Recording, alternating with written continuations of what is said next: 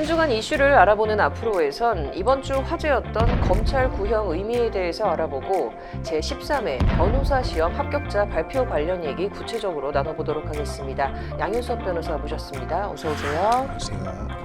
네, 일단 검찰 구형의 의미에 대해서 얘기를 해보겠다라고 말씀을 드렸는데 이게 좀 무슨 얘기지 하시는 분들 계실 것 같아요. 관련해서 뉴스가 하나 나왔는데 얼마 전 식물인간이 된 딸에 대한 사연이 인터넷에 올라왔죠. 예, 얼마 전 폭행으로 인해서 좀 식물인간이 된 피해자의 사연이 인터넷에 올라왔습니다. 네. 그 게시글에 의하면 피해자는 여행에서 좀 친구와 다툼이 있었는데 갑자기 가해자가 싸움에 끼어들어서 이 피해자의 머리를 2차례 가격하였고 이 피해자가 탁자에 경추를 부딪히면서 바닥에 쓰러지고 뇌출혈 진단 및 식물인간 상태가 되었다는 것입니다. 네. 가해자는 중상해 혐의로 기소가 되었고 검찰은 징역 5년을 구형하였는데요.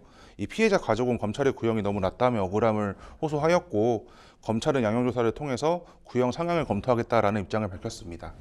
네, 보통 형사재판에서 검사가 구형을 한다 해서 이 구형이란 단어가 굉장히 많이 나오는데 사실 이 뜻을 정확히 모르는 분들도 많이 계시는데요. 이거 정확히 어떤 의미인가요? 예, 일단 이 형사재판에서 증거조사와 증인신문 등을 모두 마치면 이 검사는 구형을 하고 변호인은 최후 변론, 피고인은 최후 진술을 하게 됩니다. 여기서 이 구형이란 검사가 판사에게 피고인에게 어떠한 형을 선고해달라라고 요구하는 것을 의미합니다. 이 검사는 판사에게 벌금이나 집행유예, 징역형뿐만 아니라 기소한 제명에 대해 따라서 몰수나 추징, 취업 제한, 신상 공개, 전자장치 부착 명령 등을 함께 요구하는 경우도 있습니다. 이 검사는 보통 판사가 실제 판결하는 선고형보다 2~3배 높은 그 형량을 구형하는 편이고 구형보다 좀 너무 낮은 형이 선고하는 경우에는 검사가 이렇게 항소를 하는 경우도 있습니다. 네. 구형 상향 검토가 좀 어떤 의미인지도 궁금한데요. 구형이 꼭 높아야 하나요? 이것도 좀 궁금합니다. 예, 일단 이러한 검사의 구형은 양형에 관한 의견 진술이기 때문에 판사가 이 검사의 구형량에 구속이 되지는 않고 참고만 할 뿐입니다. 네.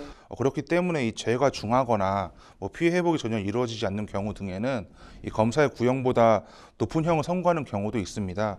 그러나 이 검사의 구형보다 높은 형이 선고되는 것은 좀 예외적이기 때문에 이 피해자 입장에서는 검사의 구형 자체가 높아져야 이 피고인에게 중한 형이 선고될 것을 좀 기대를 할 수가 있습니다. 이 사건에서 피고인에게 적용된 중상해죄는 1년 이상 10년 이하의 징역형에 처하도록 되어 있고 현재 양형조사가 진행 중인 것으로 보입니다.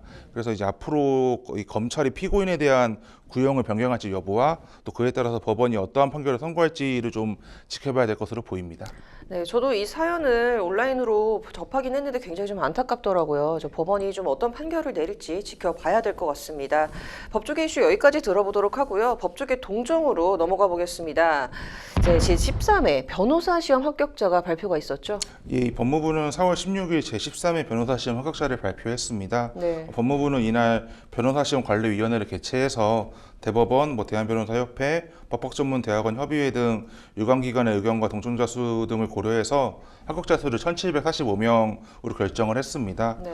법무부 보도자료에 의하면 이번 변호사 시험은 2024년 졸업한 최초 응시자 기준 합격률은 약 75%, 입학 정원 대비 합격률은 약 87%, 졸업 후 5년 5회 응시 기회를 모두 사용한 응시자의 최저 누적 합격률은 약 88%에 해당한다고 합니다. 네. 근데 이 합격률 관련해서 굉장히 다양한 의견이 존재한다고 하던데요. 예, 일단 그동안 법학전문대학원 협의회를 비롯한 로스쿨 측은 변호사 시험 합격률 상향을 주장을 해왔고 네. 대한변호사협회는 매년 1,200명대가 적절하고 현재 1,700명은 과잉 공급이라며 꾸준히 좀 합격자 수 감소를 주장해왔고 이러한 입장은 지금도 변하지 않고 있습니다.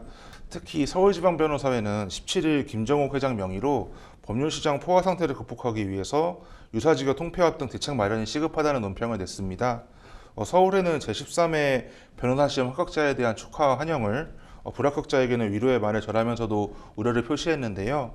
즉 변호사 공급 과잉으로 인해서 극심한 경쟁에 시달리고 있는 변호사 업계의 현실과 기형적으로 유지 운영되고 있는 유사지경은 그대로 둔 채 이 변호사 숫자만 늘리는 결정에 유감을 표했습니다. 네. 한국법조인협회의 김기현 회장도 16일 법무부 앞에서 1인 시위를 통해서 로스쿨 도입 당시에 유사지교 통폐합 약속 이행을 촉구하였는데요. 뿐만 아니라 대한변협과 서울의 일부 임원이나 회원들도 이번 변호사 시험 합격자 발표를 앞두고 법무부 앞에서 변호사 시험 합격자 수에 관해서 1인 시위를 진행하면서 변호사 과잉 공급에 관한 우려를 표시한 바 있습니다. 네.